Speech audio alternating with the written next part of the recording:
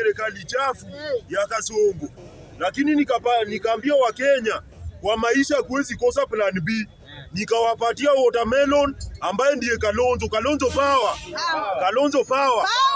Huo ndo mtu ambaye atatupeleka Singapore. Yes. Ukiangalia katika serikali ya Kasongo, wamechafua sekta pande yote.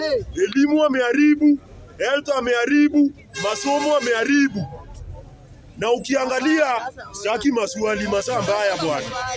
Na ukiangalia saa hii kwa hii serikali ya Kasongo, buntu wamekuwa wengi. Na alafu Wakenya mnasema hii ndio serikali mtapea kura. Hii serikali hatuwezi pea kura bwana. Na ni one time. Hii serikali ni chafu kuanzia juu mpaka chini. Na 2027 tunaenda kuosha hii serikali asubuhi na mapema. Bunge power.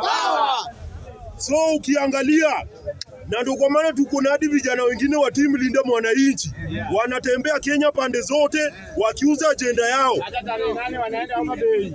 Kasongo akiwa pande nyingine akitenga na kidanganya, au vijana wanajituma. Bunge power.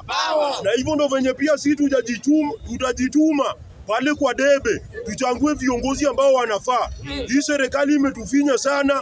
Hii serikali imesahau vijana, imesahau wamama, imesahau Wakenya. Hatuwezi wapigia kura tena. Hii ndo serikali ambayo unapata mtu ni kiongozi na nasema waandamanaji wapigwe risasi ya mguu waende kotini wakienda jela. Mnaweza pigia serikali kura kweli? Ati one lege. Siye pia mtoto wake apigwe hiyo one lege basi. Hatuwezi pigia serikali kura bwana. Asanteni.